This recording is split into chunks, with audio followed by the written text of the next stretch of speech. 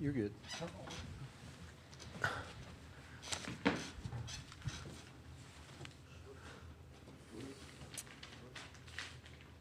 Okay, we're ready to begin with Mississippi State.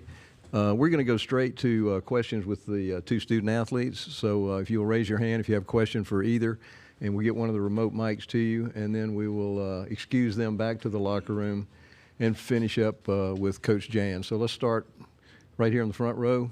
Questions for either of the student athletes. Tolu, obviously disappointing offensively today, but you did a lot defensively. Talk about that. Talk about overcoming that adversity to help your team. Yeah, I think I got a great coaching staff, and Coach Jans believes in me. He just tells me to keep going. I mean, if the offense not going, it gets like that for a lot of good players. I know I just got to keep going defensively, and I got another chance tomorrow, so we won. Other questions for either? Okay, let's go to the left side. Just for both you guys, how aware were you going into today that you kind of need to avoid a loss to feel better about your standing come Sunday? Josh, would you take that first? Yeah. We knew it was a good opportunity for us, a big game, one of our biggest games of the year. And so we just came with a mentality of preparation and confidence, and we knew that we had to earn it and that it wouldn't be easy or given to us. And same for Tolu. Yeah, piggyback off what Hub said. It was a vital game for us. We needed this win.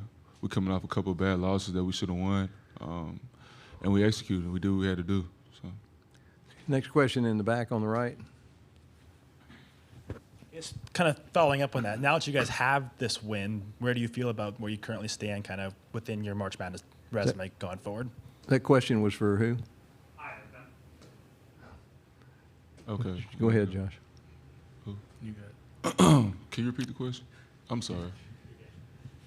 I guess kind of so now that you guys got that important win, how do you feel about where your resume stands going into next weekend? Like, what's your case for being in?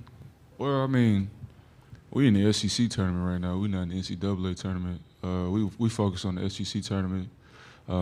We trying to keep advancing.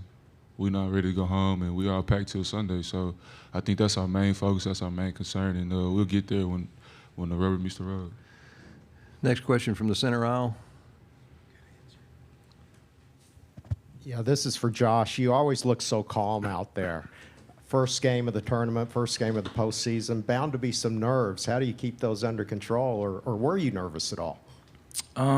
It was just another game, all our guys put confidence in each other. We're all positive, so we were prepared for the game, just a lot of repetition on, scout and stuff like that. So, I was pretty calm and confident of what to do and, to take to my assignment.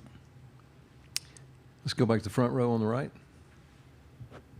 Guys, both of y'all being Mississippi guys, what does it mean to y'all to go out there and represent Mississippi State University? And what was also said at halftime amongst yourselves to get that win today? Tolu, would you take that first? Yeah, I think being from Mississippi means everything.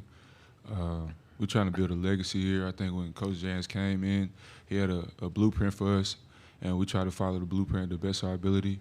And he's a Mississippi guy now too, and we open arms with him. So we're so thankful to be from Mississippi and get an opportunity to represent Mississippi. Same for Josh. Yeah, halftime, we were down 7. We knew that it could be different. We could be playing way better, but we just stayed positive and kept rooting for each other. We didn't stick our heads down. We lifted each other up, and we just knew that we had 20 more minutes to go change things. So that's what we did. Have time for maybe one more? Anyone? All right, let's go back to the center aisle. Tolu, you've got a reputation around the league as being a big, physical, strong player. Can you kind of assess physicality within the conference itself now that you've played? What do you mean by assist? Yeah, just strong. Can you talk about how physicality plays Oh, yeah. I mean, SEC is the best conference. I feel like one of the strongest conferences out there. Not a lot of foul calls, which I mean, it's good for both ways. And I just think we got the best athletes, all-around guys, and every night it's not a pushover. It's a good game every night. You got to be on your P's and Q's every night. All right, we'll excuse the student athletes. You guys can return to the locker room, and you'll exit off to your right, if you will. Glad y'all stand me, man. Okay, we'll continue on with questions for Coach Jan. So if you'll raise your hand, and we'll get one of the mics to you. Let's go ahead and start right here on the front row. Coach, walk us through those halftime adjustments. Obviously down 7, get back in the second half. You guys have a fire underneath it. Talk about those halftime adjustments. You know, we were really struggling offensively. Obviously, that has a lot to do with LSU. You know, pretty obvious. Tolu was missing some things around the basket. You know, we were trying to attack him inside out early, and we just weren't getting the ball to go through the net. And then Cam Matthews, missed the 4 free throws, and that just kind of takes your confidence away a little bit. I thought it hurt our defense because our defense the first 5-8 minutes was it's as good as it's been in a while. And then, when you stop making baskets and these missed free throws, it just gets your dauber down a little bit. But at halftime, we did make a pretty major adjustment to our ball screen D. We were pretty aggressive in the first half, and Hunter Dean especially was getting behind us, and they were rolling behind us. So we switched it to a little more passive coverage and kind of try to keep the ball in front. And the obvious was, Hannibal started really taking advantage of it and getting to the basket. But I think it worked better for us in the second half. Other questions? Okay, second row on the left. Kind of not specific to today. I'm just curious your thoughts on how this season in college basketball, how the block charge change has kind of affected the style of the game, the way it looks, the coaching it, watching it, all of it. It's made a huge impact. I don't know how anyone that follows the game and watches the game or plays the game or coaches the game, can't see that. And it's going to change the way people recruit. Like a lot of teams, rely on it. And it's not so much even the charge, it's the thought of, hey, if I drive it in there, I know they're going to be waiting in the weeds for me. And so for us, and the way we defend, it was a big adjustment. But we had plenty of time, obviously, other than recruiting, because we didn't know that then, to try to adjust. But it's changed, the game, and it's going to change the way we coach the game. I think it's going to change a lot of programs in terms of how they recruit because of not being able to do that like you used to. And like Shaq Moore attempted to take a charge tonight, and this afternoon, we tell our guys all the time from day one, don't even try.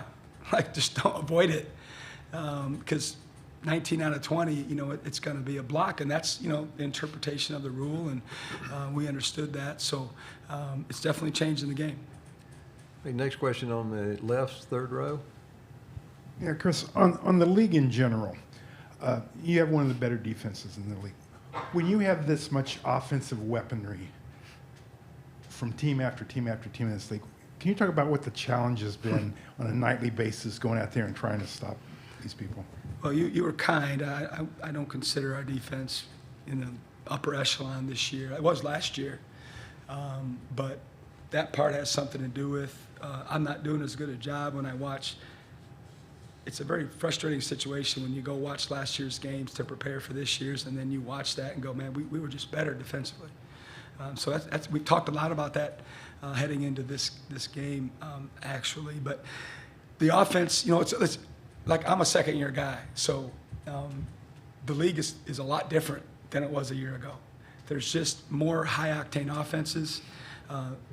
Last year I think was one of the worst shooting teams from the three in all of college basketball. I don't think we're at that point now. I think people went out and really loaded up offensively with different weapons, et cetera. But it's a huge challenge. It's a huge challenge, and it's hard. It's hard to game plan for some of these teams because they just have so many guys on the floor that can hurt you in so many different ways, both inside and out. So you just try to do your best. Okay, next question on the left. Thanks a lot. Coach, another matchup with Tennessee. We're able to get them earlier in the season. Can you talk about tomorrow's game? Haven't even thought about it. It's my second time I've been asked that, and not trying to be coy, but we've been all in, obviously, for LSU and preparing, and the drill. Our staff is way ahead, and they'll give you all the information that I need. And as soon as we're done with this media and see our family, it'll be, a long night in preparing for them. But they're obviously, they won the league. you can't argue that, you know, they're the best team and over a 18 game schedule, which to me, you know, means more than anything, in my opinion, to do it like that, especially in a league like this. We've got great respect for Coach Barnes and his staff and their players, and, you know, it'll be intense. You know, they play a hard-nosed style, and we're trying to play, you know, a similar style, and I think it'll be an intense basketball game, to say the least. Thanks, Coach. Okay, question on the front row? Coach, you got one field goal, I think, in the first half from Tolu and from Josh Hubbard. LSU's defense, how disruptive were they in the first half? Yeah, we were struggling. We had 7 baskets and 7 turnovers. That's not a good recipe to win games. They obviously give Hub a ton of attention. He's kind of getting used to that now. It goes back to the missed free throws in the first half. We were 7 for 13, and Cam Matthews is over 4, and Tolu missed probably 2, you know, at least 2 that he probably should have made. And I think the game's a little bit different. But, you know, they were revved up. You know, Coach McMahon is obviously a great coach. He's won everywhere he's been. And, you know, we talked about that, you know, they're not happy that we beat them at their place. You know, it's a great motivation for them. They've been playing really well. They won 3 of their last 4. We're going to take their best shot. It's tournament basketball, and they certainly didn't disappoint when it came to that. I thought in the second half, our start really helped, you know, settle us, and then, you know, we started getting into a rhythm, and obviously we scored a bunch more points, 48 in the second half. We've got time for one more question. We'll take it right here on the front row. Coach, all season long at the Hump, the students have brought it. I mean, they have brought the energy. They have pushed you guys over the finish line. Today, you guys had several students make that trip from Starkville. Talk about your student support, your fan support, and what that means to you and your program right now in year 2 of your coaching stint here at Mississippi State. Yeah, it's been fun to watch it grow, you know, from when we arrived. Every coach talks about, you know, your style is going to resonate with the fan base, and, you know, we're going to build relationships, but we've really tried to, you know, match our words, if you will, and it's grown. You know, we had 3 sellouts in the SEC last year. We sold out 7 of 9 this year. It's a great testament to, you know, the folks at Mississippi State and our guys, you know, for doing a good job of being good people, you know, and understanding how important that is, that they build relationships with the student body. And they've been the best. Not that the other folks haven't, but our student body has been there from day one. They've had great support, and, you know, we've tried to build a relationship with those folks around spring break, like a lot of schools are, and to look over there and see the band and the students behind us, you could hear them. You could hear them, and it's a great feeling. Thank you. Thank you. You bet.